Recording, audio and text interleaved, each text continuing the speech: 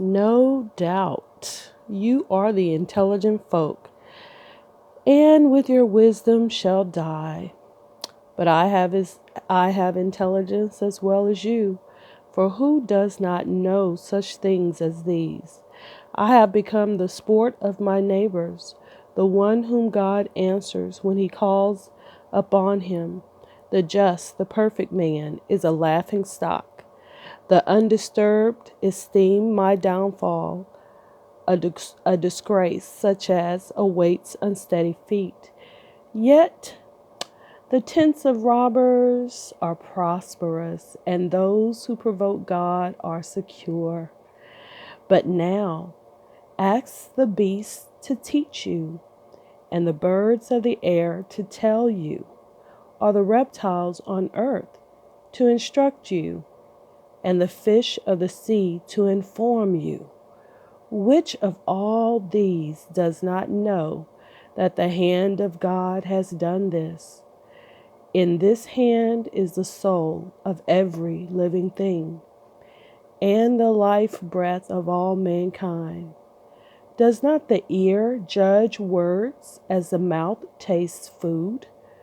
So with old age's wisdom, and with length of days understanding, with him are wisdom and might, his are counsel and understanding. If he breaks a thing down, there is no rebuilding. If he imprisons a man, there is no release. He holds back the waters, and there is drought. He sends them forth, and they overwhelm the land.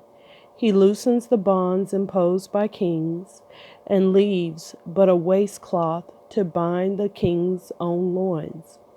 He breaks down the barriers of the streams, and lets their never-failing waters flow away.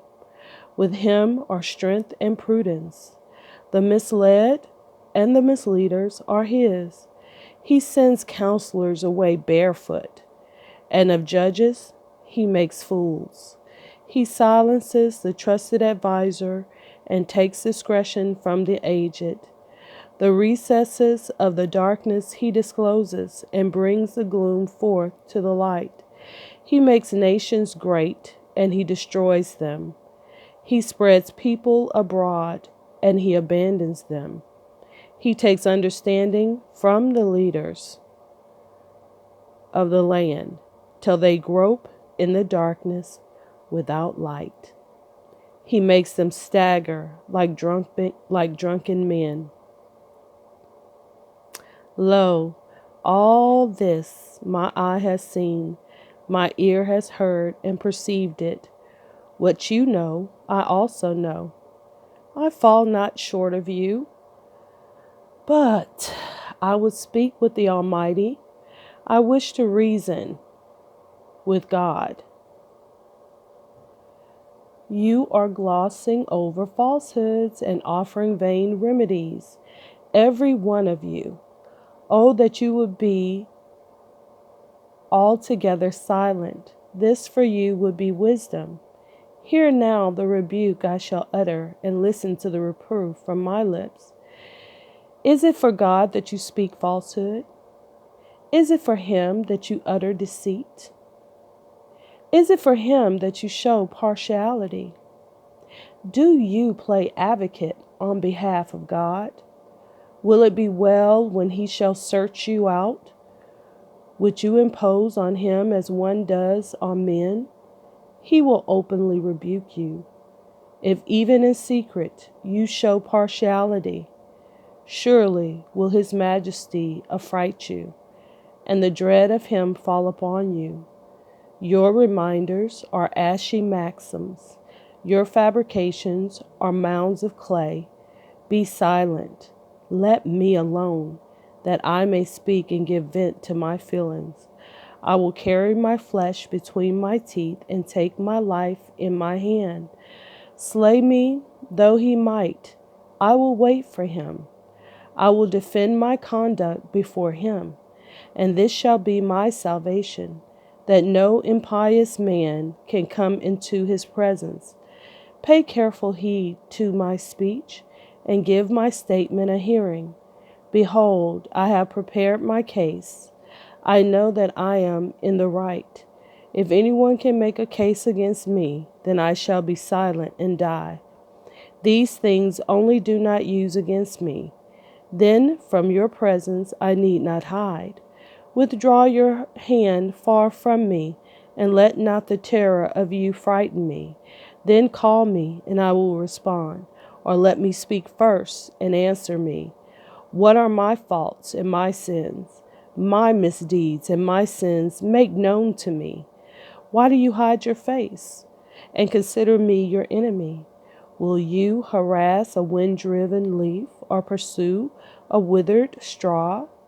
For you draw up bitter indictments against me and punish in me the faults of my youth.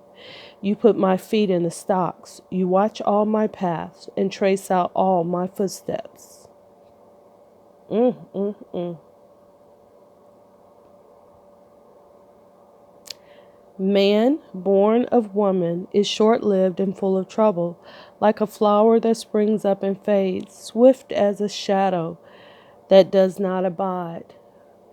Upon such a one will you cast your eyes so as to bring him into judgment before you. Though he wears out like a leather bottle, like a garment that the moth has consumed, can a man be found who is clean of defilement? There is none. However short by his days, you know the number of his months.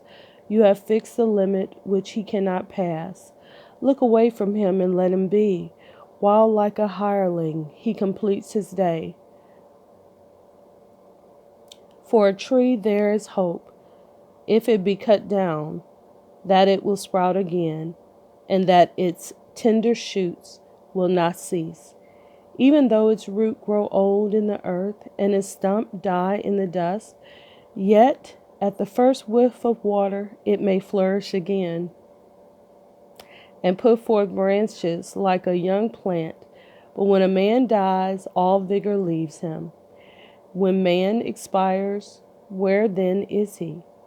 And when the waters of a lake fail, or stream grows dry and parches, so men lie down and rise not again, till the heavens are no more. They shall not awake, nor be roused out of their sleep. Oh, that you would hide me in the nether world, and keep me sheltered till your wrath is past. Would fix a time for me, and then remember me. When a man has died, were he to live again, all the days of my drudgery I would wait, until my relief should come. And you would call, and I would answer you, and you would esteem the work of your hands.